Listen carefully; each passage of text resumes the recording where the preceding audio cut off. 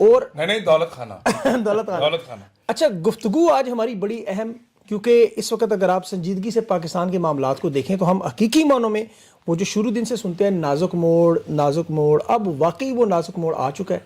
International حالات، پاکستان کے حالات، اگر آپ ان تمام چیزوں کو ایک اچھا اب سبھی بھائی صابر بھی سنیں، یہ اب بات اوپن ہو چکی ہے. بات یہ ہے کہ آپ نے کہا نا سنجیدگی سے دیکھنے کی، نہیں اب سنجیدگی سے دیکھنے کی بالکل ضرورت نہیں ہے. اب تو پاکستان کا جو قومی سلامتی کا سب سے بڑا مسئلہ کیا ہے؟ سب سے بڑا مسئلہ ہے تسکین کی سٹوری، بشرا کی تسکین. ہاں سب سے بڑی سٹوری جو ہے یہ ہے تسکین کی سٹوری. اور اس سے بھی بڑا مسئلہ آج حسنین نے ٹوکا پکڑ کے، جی ہاں، اور وہ لیرو لیر کر دیا پکڑ کے. اس لیے پاکستان تو اس وقت نا مذاق ہے، مذاق، اور اس کے علاوہ اور کچھ نہیں ہے. ٹھیک ہے، اور یہ انہوں نے بنایا ہے، اور یہ انہوں نے بنا دیا ہے. یعنی کہ آپ دیکھیں کہ 3.5 سال ہو گئے ہیں اس بندے کو بنی گالہ سے نکلے، اقتدار سے نکلے، 3.5 سال ہو گئے. تو 3.5 سال میں ایک سٹوری کو انہوں نے 20 دفعہ ریپروڈیوس کروایا. بالکل 20 دفعہ، اور ہر دفعہ پٹی ہے، اور ہر دفعہ پٹ گئی. اور اب اس سٹوری کے لیے، جس کے لیے ہمارے سپہ سالار کہتے ہیں کہ $5 لاکھ دیں سٹوری چھپوا لیں. اکانومسٹ میں تو میرا خیال ہے کہ ان کے ذہن میں جو بات تھی نا وہ تھی، جو روگ آرمی کا اشتہار نہیں چھپوایا تھا نواز شریف اینڈ کمپنی نے کارگل کے بعد، وہ $5 لاکھ دیا تھا اس وقت. اچھا، ہماری فوج کے خلاف. میرا خیال ہے کہ جنرل عاصم منیر صاحب کے ذہن میں وہ بات تھی جو انہوں نے بتائی ہے کہ جناب $5 لاکھ دیں اور آپ کوئی بھی سٹوری چھپوا لیں. لیکن صبر بھائی اس دن اخبارات میں تو پہلے عمران خان کے لیے بھی تو بڑے آرٹیکل چھپے ہوئے نا، صحیح مطلب بڑے بنیادی پہلے یہ آرٹیکل اسپیشلی نہیں ان اخبارات میں دیکھیں، ایک تو یہ ڈیجیٹل پلیٹ فارم ہے، ہاں جی. دوسرا آپ ایک اور بات دیکھیں کہ اس میں یہاں آواز جائے گی، بے فکر. اچھا، آپ جائے گی، بالکل جائے گی، آپ بے فکر میں. تو صابر بھائی کے دل تک تو میری پہنچ ہی جاتی ہے نہیں ہوتا تھا.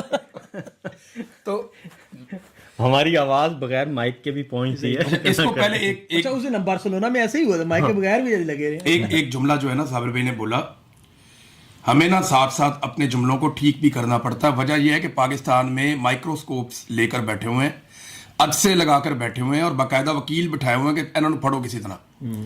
اگر صابر بھائی 3.5 سال پہ یہاں پہ ہیں اور 3.5 سال میں پورا رجیم مل کر ان پر ایک کیس نہیں بنا سکا، تو انہیں ورلڈ کلاس انعام ملنا چاہیے کہ انہوں نے جو جرنلزم یہاں سے کیا، پوری ریاست مل کر ان کے خلاف ایک کیس بھی نہیں کر سکی. یہ تو بھائی ان کو، آپ کو آنر یہ دینا چاہیے. اب پتہ کیا، ملک پاکستان مذاق بنا ہوا ہے، یہ صابر بھائی نے کہا. اس کو تھوڑا سا میں کھولنا چاہوں گا کہ یہ مذاق انہوں نے بنایا ہمارے ملک کا. بنانا ریپبلک انہوں نے پاکستان کو بنایا، اس کا قانون ختم کیا، اس کا آئین ختم کیا، اس کے اندر انسانی حقوق ختم کیے، اس کا پورا مینڈیٹ چوری کر لیا، اس ملک کے اندر ہر چیز کو تباہ و برباد کر کے ملک کو ایک مذاق بنا کے رکھ دیا. یہ انہوں نے کیا، تو وہ اس لیے صابر بھائی نے بولا کہ پاکستان ایک مذاق انہوں نے بنایا ہوا ہے. آپ نے آج ایک بات جو ٹویٹ بھی لگی ہوئی میرے پیج پہ کہ آئین کے نفع میں پستول چل گیا. یہ بات حقیقت ہے کہ جس طرح آئین کا کھلواڑ ہوا، جو تباہی بربادی، جس طرح عدالتیں سمیٹی جا رہی ہیں، بالکل.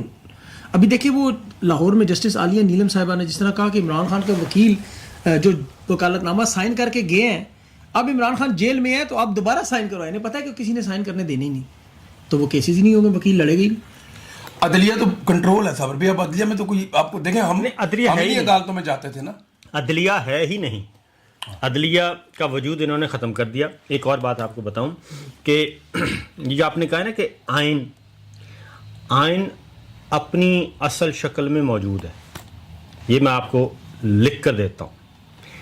آئین نے پلٹ کر وار کرنا ہے ان پہ، اور ایسا وار کرے گا آئین کہ یہ بچ نہیں سکیں گے. پھر آئیں بائیں شائیں کرتے رہے. کیونکہ جو سمجھدار لوگ تھے نا، سمجھدار جو ڈکٹیٹرز تھے، انہوں نے کبھی بھی آئین کو ڈیمولش نہیں کیا. جنرل ضیاء الحق آئے، 11 سال انہوں نے اقتدار کیا، انہوں نے 1973 کے آئین کو ایک سائڈ پہ رکھ دیا، ٹھیک ہے، اور انہوں نے اپنا ایک کھیل کھیلنا تھا، وہ ایک کھیل کھیلا. اس کے بعد جنرل مشرف آئے، انہوں نے بھی آئین کو ایک سائڈ پہ رکھ دیا. آئین کو نہیں چھیڑا کیونکہ ان میں اتنی عقل تھی کہ ہم آئے ہیں، یہ ایک درمیان میں ایک فیز ہے، اس فیز کے بعد ہم نے نکلنا ہے اور واپس آنا ہے۔ اس دوران ضیاء الحق نے کیا کیا؟ ضیاء الحق صاحب نے بھی 11 سال کے بعد ایک انڈیمنٹی لی 8ویں ترمیم کی صورت میں، اور جو کچھ کیا تھا اس پہ وہ مہر لگوائی پارلیمنٹ کی، اور ایک تفصیلی بحث ہوئی۔ اس کے بعد کچھ چیزیں مان لی گئیں، کچھ نہیں مانی گئیں۔ اس کے بعد ضیاء الحق صاحب آئے، پرویز مشرف آئے، انہوں نے بھی جب الیکشن کروائے انڈیمنٹی لی، ایک سائیڈ پہ ہو گئے۔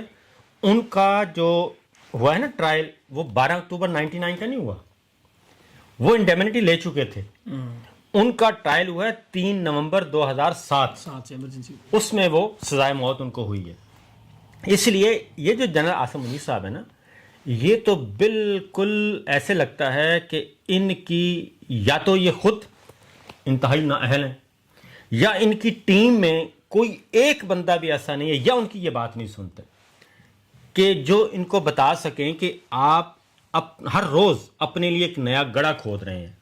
یہ ہر روز ایک نیا گڑھا ہے، 26ویں ترمیم ہو، 27ویں ترمیم ہو، وفاقی آئینی عدالت ہو، آئینی بینچ ہو، الیکشن چوری ہو، آپ کا مرید کے ہو، آپ کا 26 نومبر ہو، آپ کا 9 مئی ہو، آپ کا آزاد کشمیر ہو، یہ گڑھے ہیں۔ ان کو الٹیمیٹلی اس گڑھوں میں نا سب نے گننا ہے۔ وہ حسینہ واجد کو جو سزا ہوئی ہے نا، اس سے خوف پھیلا ہوا۔ حسینہ واجد کو جو سزا ہوئی ہے 2009 میں، یہ ٹریبیونل اسی نے بنائے تھے۔ ہاں جی، یہ کوڈ اسی کا تھا، یہ بڑی یہ interesting بات ہے۔ یہ یہ عدالت کوڈ اس کا اپنا ہے جس میں اس کو سزا ہوئی ہاں، ہے۔ یہ عدالت- Exactly، میں پڑھ رہا تھا تھوڑی دیر پہلے۔ یہ عدالت اپنے اسی ہاتھوں کی لگائی ہوئی انہیں دانتوں سے کھول یہ عدالت اسی نے بنائی تھی، اور 15 سال اقتدار رہی، 15 سال کا استثنا رہا۔ اس کے بعد آپ دیکھ لیں ان کا حشر کیا ہے، اس وقت وہ مفرور ہیں اور مطلوب ہیں۔ بالکل۔ عمران بھائی، یہ جو اکانومسٹ کا آرٹیکل جس پہ باقاعدہ بشرا بی بی کے حوالے سے یہ ساری کی ساری کی عمران خان کی حکومت وہ چلا رہی تھی، جنرل فیض کا بھی وہی سارا نیریٹو جو اور تو کچھ نہیں، ایسا کچھ معاملہ آپ کے ساتھ بھی جب آپ کو ان لوگوں نے کسٹڈی میں کچھ پریشر ڈالتے رہے کہ بشرا بی بی کے بارے میں آپ؟ لیکن میں نے پہلے بھی بتایا کہ 3-4 چیزیں ہیں جن پہ یہ پاکستان کی ملٹری اسٹیبلشمنٹ بہت پریشان تھی، جی، اور ISI کے جن لوگوں کے پاس میں تھا ان کی ڈیوٹی تھی کہ وہ باقی لوگوں کو بھی کرتے ہوں گے۔ اب میں تو ہر ایک کے سامنے، وہ میرے ساتھ تو نہیں انویسٹیگیٹ کرتے میرے سامنے، لیکن مجھے انہوں نے جن چیزوں کے بارے میں کہا، اور بعد میں نے جب میں باہر آیا تو کچھ لوگ مجھے ملنے آئے جو پکڑے گئے تھے، کچھ سیاستدان ہیں، کچھ دوسرے لوگ ہیں، ایون کچھ ہمارے بیچارے جرنلسٹ بھی تھے، تو ان سے ایک ہی